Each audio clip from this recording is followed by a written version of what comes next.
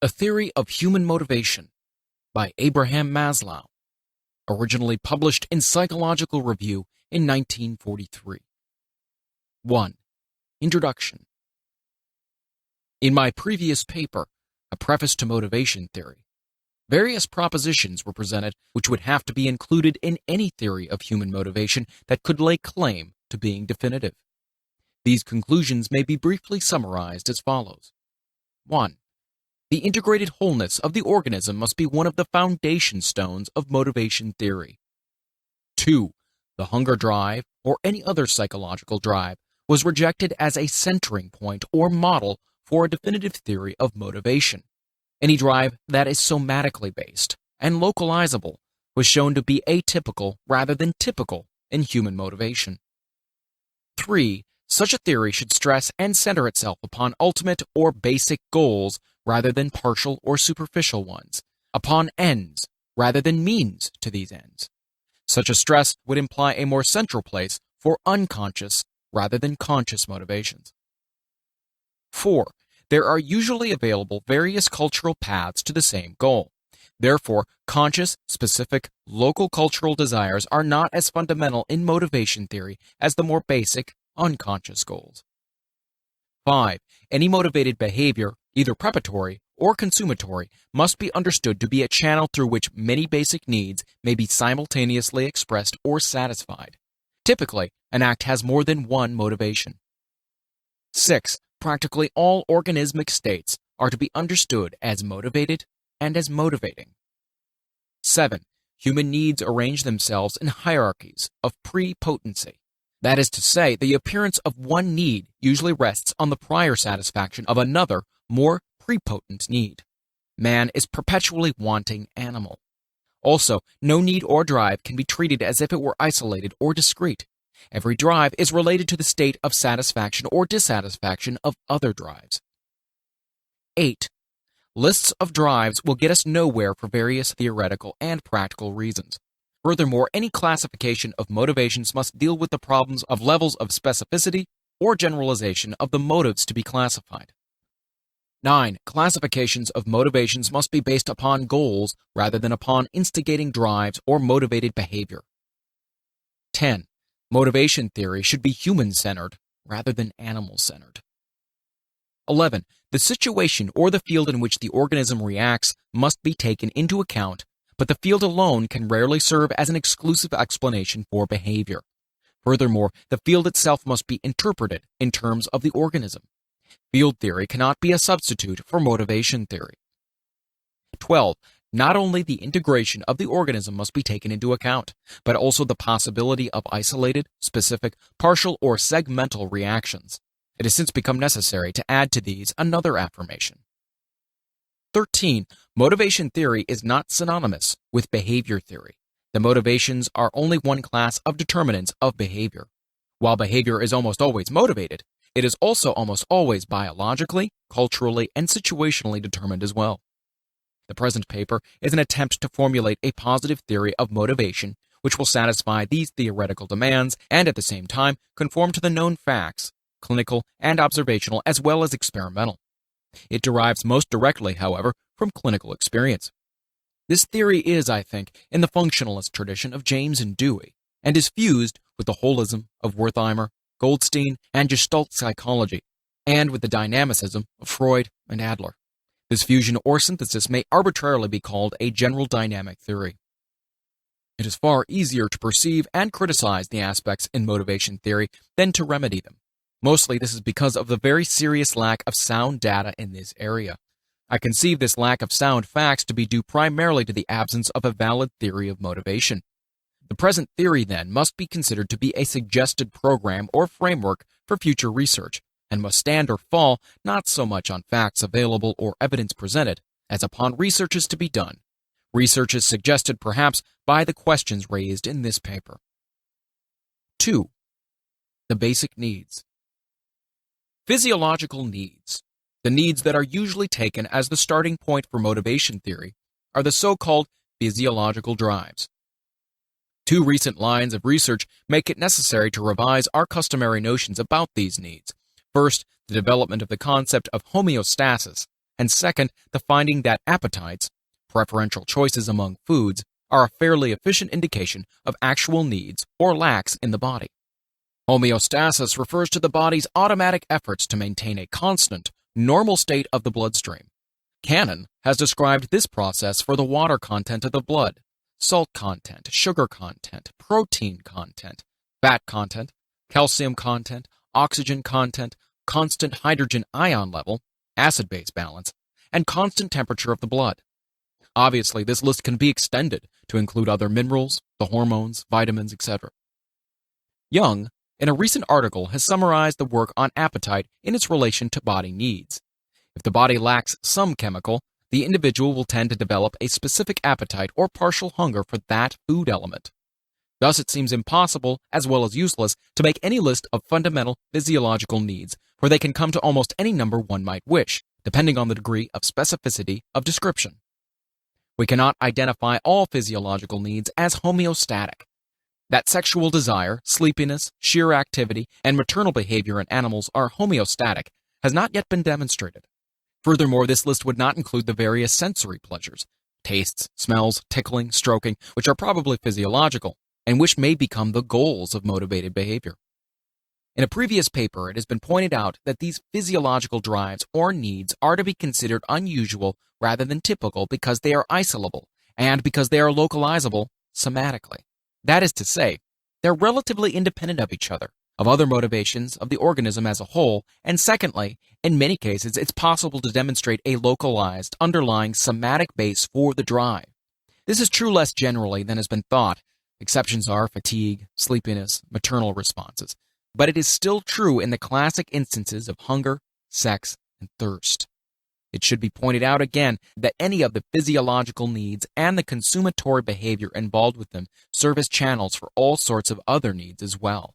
That is to say, the person who thinks he's hungry may actually be seeking more for comfort or dependence than for vitamins or proteins. Conversely, it is possible to satisfy the hunger need in part by other activities, such as drinking water or smoking cigarettes. In other words, relatively isolable as these physiological needs are, they're not completely so. Undoubtedly, these physiological needs are the most prepotent of all needs. What this means specifically is that in the human being who is missing everything in life in an extreme fashion, it is most likely that the major motivation would be the physiological needs rather than any others. A person who is lacking food, safety, love, and esteem would most probably hunger for food more strongly than for anything else. If all the needs are unsatisfied, and the organism is then dominated by the physiological needs, all other needs may become simply non-existent or be pushed into the background. It is then fair to characterize the whole organism by saying simply that it is hungry, for consciousness is almost completely preempted by hunger.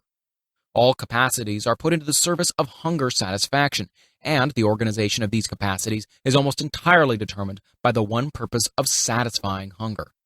The receptors and effectors, the intelligence, memory, habits, all may now be defined simply as hunger-gratifying tools. Capacities that are not useful for this purpose lie dormant or are pushed into the background. The urge to write poetry, the desire to acquire an automobile, the interest in American history, the desire for a new pair of shoes are in the extreme case forgotten or become of secondary importance. For the man who is extremely and dangerously hungry, no other interests exist but food. He dreams food. He remembers food. He thinks about food. He emotes only about food. He perceives only food and wants only food. The more subtle determinants that ordinarily fuse with the physiological drives in organizing even feeding, drinking, or sexual behavior may now become so completely overwhelmed as to allow us to speak at this time, but only at this time, of pure hunger drive and behavior, with the one unqualified aim of relief. Another peculiar characteristic of the human organism when it is dominated by a certain need is that the whole philosophy of the future tends also to change. For our chronically and extremely hungry man, utopia can be defined very simply as a place where there is plenty of food. He tends to think that if only he is guaranteed food for the rest of his life, he will be perfectly happy and will never want anything more. Life itself tends to be defined in terms of eating. Anything else will be defined as unimportant. Freedom, love, community feeling, respect, philosophy, may all be waved aside as fripperies which are useless since they fail to fill the stomach. Such a man may fairly be said to live by bread alone. It cannot possibly be denied that such things are true, but their generality can be denied. Emergency conditions are, almost by definition, rare in the normally functioning peaceful society. That this truism can be forgotten is due mainly to two reasons. First, rats have few innovations other than physiological ones, and since so much of the research upon motivation has been made with these animals, it's easy to carry out the rat picture over to the human being. Secondly, it is too often not realized that culture itself is an adaptive tool, one of whose main functions is to make the physiological emergencies come less and less often. In most of the known societies, chronic extreme hunger of the emergency type is rare rather than common. In any case, this is still true in the United States. The average American citizen is experiencing appetite rather than hunger when he says, "I'm hungry." He is apt to experience sheer life and death hunger only by accident, and then only a few times through his entire life. Obviously, a good way to obscure the higher motivations and to get a lopsided view of human capacities and human nature is to make the organism extremely and chronically hungry or thirsty. Anyone who attempts to make an emergency picture into a typical one, and who will measure all of man's goals and desires by his behavior during extreme physiological deprivation, is certainly being blind to many things. It is quite true that man lives by bread alone, when there is no bread. But what happens to man's desires when there is plenty of bread, and when his belly is chronically filled? At once other and quote-unquote higher needs emerge, and these, rather than physiological hungers, dominate the organism. And when these in turn are satisfied, again new, still quote-unquote higher needs emerge, and so on. This is what we mean by saying that the basic human needs are organized into a hierarchy of relative prepotency. One main implication of this phrasing is that gratification becomes as important a concept as deprivation in motivation theory, for it releases the organism from the domination of a relatively more physiological need, permitting thereby the emergence of other, more social goals. The physiological needs, along with their partial goals, when chronically gratified, cease to exist as active determinants or organizers of behavior. They now exist only in a potential fashion, in the sense that they may emerge again to dominate the organism if they are thwarted. But a want that is satisfied is no longer a want. The organism is dominated and its behavior organized only by unsatisfied needs. If hunger is satisfied, it becomes unimportant in the current dynamics of the individual. This statement is somewhat qualified by a hypothesis to be discussed more fully later, namely, that it is precisely those individuals in whom a certain need has always been satisfied who are best equipped to tolerate deprivation of that need in the future, and that furthermore, those who have been deprived in the past will react differently to current satisfactions than the one who has never been deprived. The safety needs. If the physiological needs are relatively well gratified, there then emerges a new set of needs, which we may categorize roughly as the safety needs. All that has been said of the physiological needs is equally true, although in lesser degree, of these desires. The organism may equally well be wholly dominated by them. They may serve as the almost exclusive organizers of behavior, recruiting all the capacities of the organism in their service, and we may then fairly describe the whole organism as a safety-seeking mechanism. Again, we may say of the receptors, the effectors of the intellect, and other capacities that they are primarily safety-seeking tools. Again, as in the hungry man, we find that the dominating goal is a strong determinant not only of his current world outlook and philosophy, but also of his philosophy of the future. Practically everything looks less important than safety. Even sometimes the physiological needs which being satisfied are now underestimated. A man in this state, if it is extreme enough and chronic enough, may be characterized as living almost for safety alone. Although in this paper we are interested primarily in the needs of the adult, we can approach an understanding of his safety needs perhaps more efficiently by observation of infants and children, in whom these needs are much more simple and obvious. One reason for the clearer appearance of the threat or danger reaction in infants is that they do not inhibit the reaction at all, whereas adults in our society have been taught to inhibit it at all costs. Thus, even when adults do feel their safety to be threatened, we may not be able to see this on the surface. Infants will react in a total fashion as if they were endangered, if they are disturbed or dropped suddenly, startled by loud noises, flashing light, or other unusual sensory stimulation, by rough handling, by general loss of support in the mother's arms, or by inadequate support. Note: as the child grows up, sheer knowledge and familiarity as well as better minor development make these dangers, quote-unquote, less and less dangerous, and more manageable. Throughout life, it may be said that one of the main conative functions of education is this neutralizing of apparent dangers through knowledge. E.g., I'm not afraid of thunder because I know something about it. End note. In infants, we can also see a much more direct reaction to bodily illnesses of various kinds. Sometimes these illnesses seem to be immediately and per se threatening and seem to make the child feel unsafe. For instance, vomiting, colic, or other sharp pains seem to make the child look at the whole world in a different way. At such a moment of pain, it may be postulated that, for the child, the appearance of the whole world suddenly changes from sunniness to darkness, so to speak, and becomes a place in which anything at all might happen, in which previously stable things have suddenly become unstable. Thus, a child who, because of some bad food, is taken ill may, for a day or two, develop fear, nightmares, and a need for protection and reassurance never seen in him before his illness. Another indication of the child's need for safety is his preference for some kind of undisrupted routine or rhythm. He seems to want a predictable, orderly world.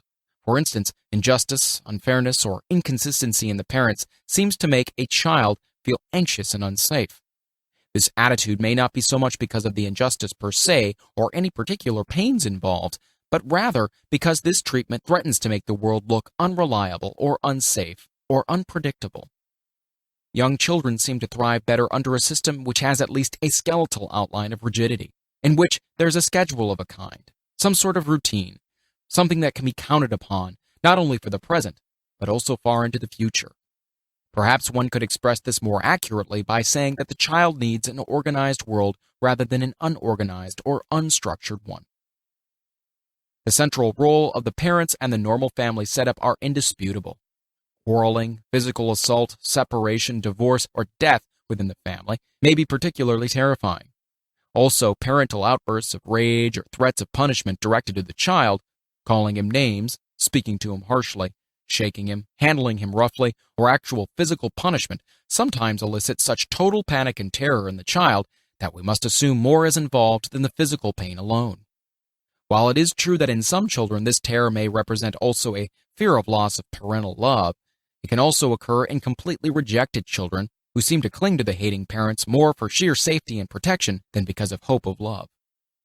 Confronting the average child with new, unfamiliar, strange, unmanageable stimuli or situations will too frequently elicit the danger or terror reaction, as for example, getting lost or even being separated from the parents for a short time, being confronted with new faces, new situations, or new tasks, the sight of strange, unfamiliar, or uncontrollable objects, illness, or death.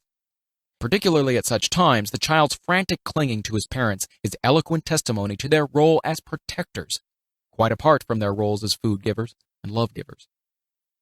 From these and similar observations, we may generalize and say that the average child in our society generally prefers a safe, orderly, predictable, organized world, which he can count on and in which unexpected, unmanageable, or other dangerous things do not happen, and in which, in any case, he has all-powerful parents who protect and shield him from harm. That these reactions may so easily be observed in children is in a way a proof of the fact that children in our society feel too unsafe, or in a word, are badly brought up. Children who are reared in an unthreatening, loving family do not ordinarily react as we have described above. In such children, the danger reactions are apt to come mostly to objects or situations that adults too would consider dangerous.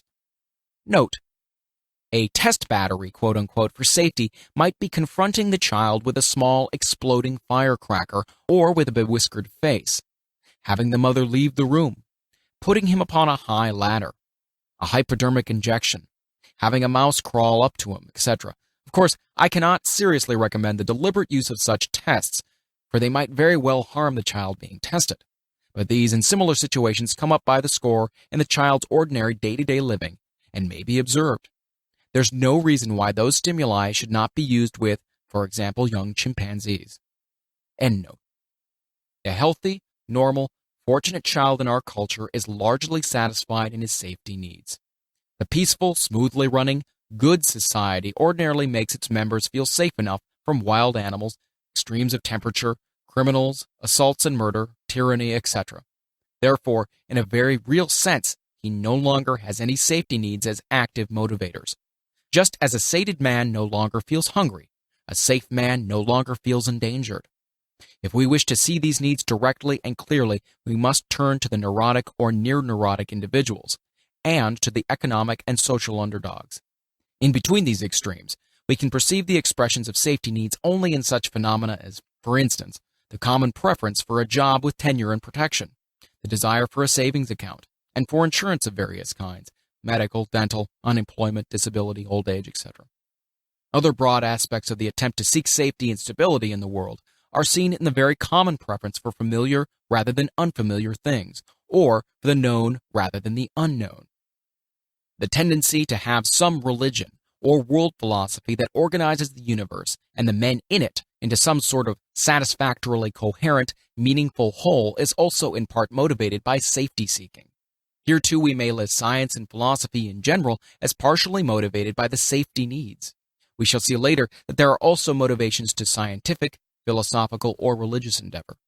Otherwise, the need for safety is seen as an active and dominant mobilizer of the organism's resources only in emergencies, for example, like war, disease, natural catastrophes, crime waves, societal disorganization, neurosis, brain injury, chronically bad situations, etc. Some neurotic adults in our society are, in many ways, like the unsafe child in their desire for safety, although in the former it takes on a somewhat special appearance.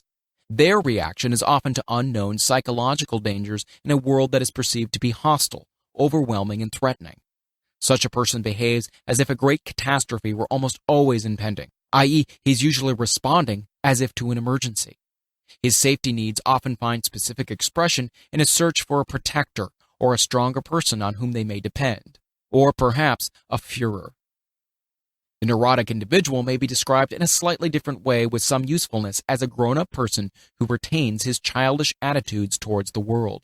That is to say, a neurotic adult may be said to behave as if he were actually afraid of a spanking, or of his mother's disapproval, or of being abandoned by his parents, or having his food taken away from him.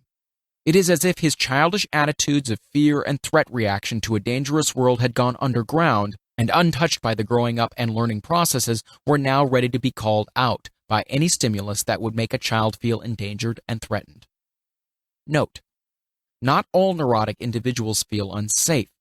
Neurosis may have at its core a thwarting of the affection and esteem needs in a person who is generally safe. End note. The neurosis in which the search for safety takes its dearest form is in the compulsive obsessive neurosis.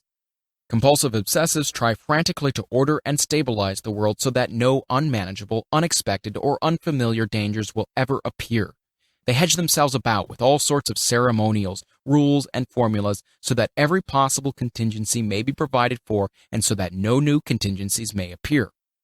They're much like the brain-injured cases described by Goldstein, who managed to maintain their equilibrium by avoiding anything unfamiliar and strange and by ordering their restricted world in such a neat, disciplined, orderly fashion that everything in the world can be counted upon. They try to arrange the world so that anything unexpected, dangers, cannot possibly occur. If through no fault of their own something unexpected does occur, they go into a panic reaction, as if this unexpected occurrence constituted a grave danger. What we can see only as a none too strong preference in the healthy person, e.g. preference for the familiar, becomes a life and death necessity in abnormal cases. The love needs. If both the physiological and the safety needs are fairly well gratified, then there will emerge the love and affection and belongingness needs, and the whole cycle already described will repeat itself with this new center. Now the person will feel keenly as never before the absence of friends or a sweetheart or a wife or children. He will hunger for affectionate relations with people in general, namely, for a place in his group, and he will strive with great intensity to achieve this goal. He'll want to attain such a place more than anything else in the world, and may even forget that once, when he was hungry, he sneered at love. In our society, the thwarting of these needs is the most commonly found core in cases of maladjustment and more severe psychopathology. Love and affection, as well as their possible expression in sexuality, are generally looked upon with ambivalence and are customarily hedged about with many restrictions and inhibitions. Practically all theorists of psychopathology have stressed thwarting of the love needs as basic in the picture of maladjustment. Many clinical studies have therefore been made of this need, and we know more about it perhaps than any of the other needs except the physiological ones. One thing that must be stressed at this point is that love is not synonymous with sex. Sex may be studied as a purely physiological need. Ordinarily, sexual behavior is multi-determined, that is to say, determined not only by sexual, but also by other needs, chief among which are the love and affection needs. Also not to be overlooked is the fact that the love needs involve both giving and receiving love. The esteem needs. All people in our society, with a few pathological exceptions, have a need or desire for a stable, firmly based, usually high evaluation of themselves, for self-respect or self-esteem, and for the esteem of others.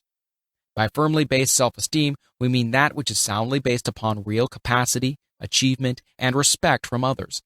These needs may be classified into two subsidiary sets.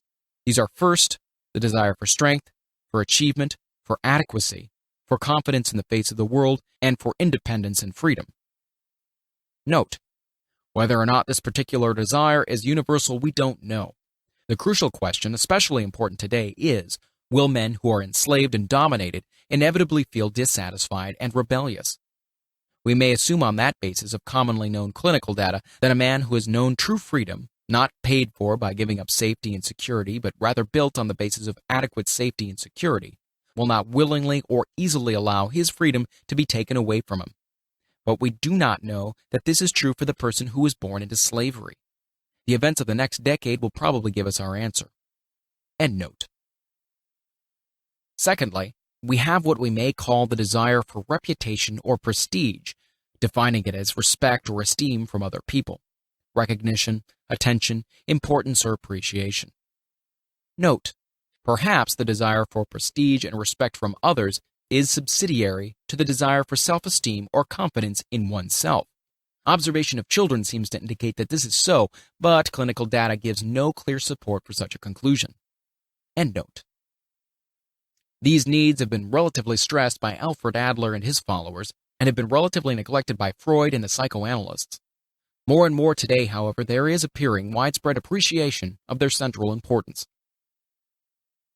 Satisfaction of the self-esteem need leads to feelings of self-confidence, worth, strength, capability, and adequacy of being useful and necessary in the world.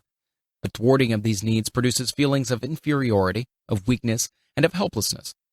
These feelings in turn give rise to either basic discouragement or else compensatory or neurotic trends. An appreciation of the necessity of basic self-confidence and an understanding of how helpless people are without it can be easily gained from a study of severe traumatic neurosis. The need for self-actualization. Even if all these needs are satisfied, we may still often, if not always, expect that a new discontent and restlessness will soon develop unless the individual is doing what he is fitted for. A musician must make music, an artist must paint, a poet must write, if he is to be ultimately happy. What a man can be, he must be. This need we may call self-actualization. This term, first coined by Kurt Goldstein, is being used in this paper in a much more specific and limited fashion, namely to the tendency for him to become actualized in what he is potentially. This tendency might be phrased as the desire to become more and more what one is, to become everything that one is capable of becoming.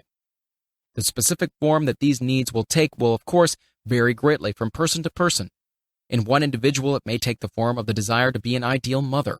In another, it may be expressed athletically. And in still another, it may be expressed in painting pictures or in inventions. It is not necessarily a creative urge, although in people who have any capacities for creation, it will take this form.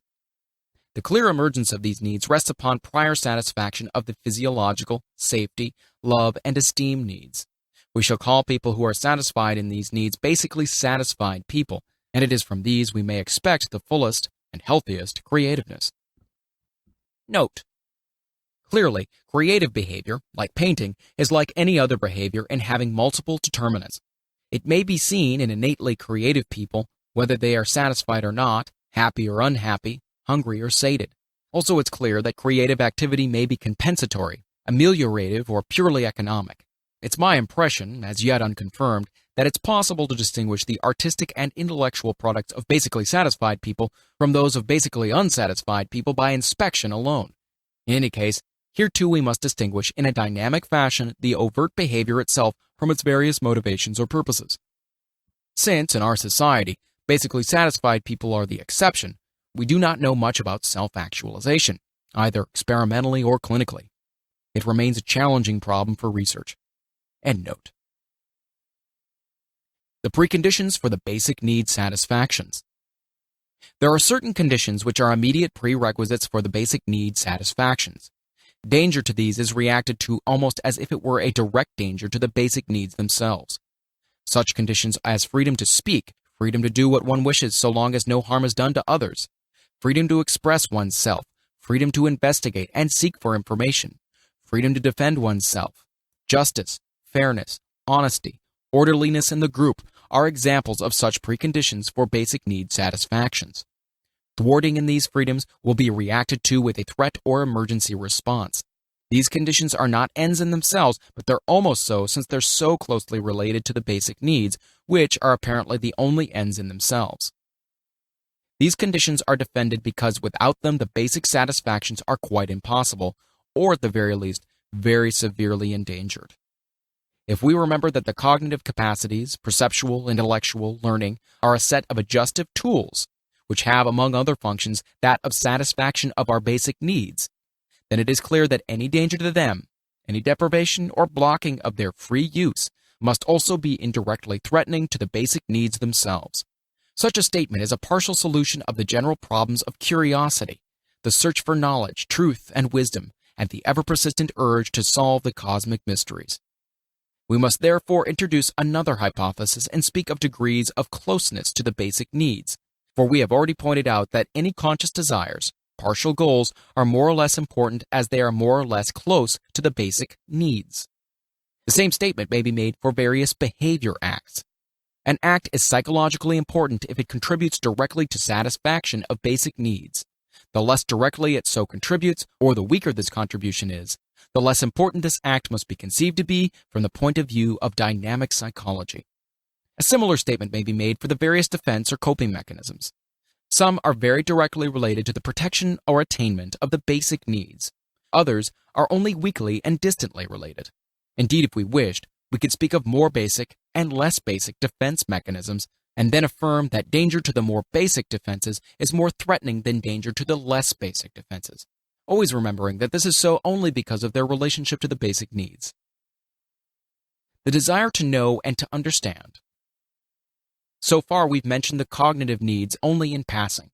Acquiring knowledge and systematizing the universe have been considered as, in part, techniques for the achievement of basic safety in the world, or, for the intelligent man, expressions of self-actualization. Also, freedom of inquiry and expression have been discussed as preconditions of satisfactions of the basic needs. True though these formulations may be, they don't constitute definitive answers to the questions as to the motivation role of curiosity, learning, philosophizing, experimenting, etc. They are at best no more than partial answers. This question is especially difficult because we know so little about the facts. Curiosity, exploration, desire for the facts, desire to know may certainly be observed easily enough. The fact that they often are pursued even at great cost to the individual's safety is an earnest of the partial character of our previous discussion. In addition, the writer must admit that though he has sufficient clinical evidence to postulate the desire to know as a very strong drive in intelligent people, no data are available for unintelligent people. It may then be largely a function of relatively high intelligence.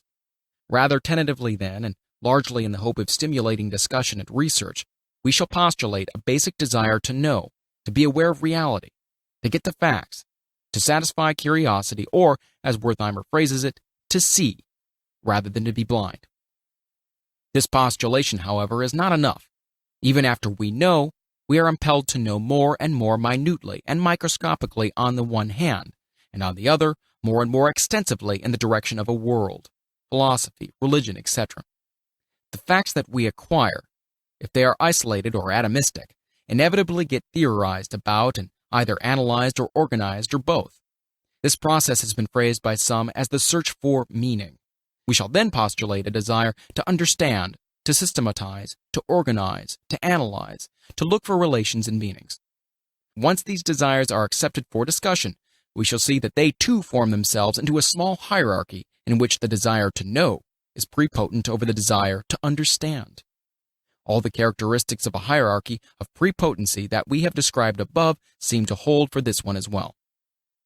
We must guard ourselves against the too easy tendency to separate these desires from the basic needs we have discussed above, i.e., to make a sharp dichotomy between cognitive and conative needs.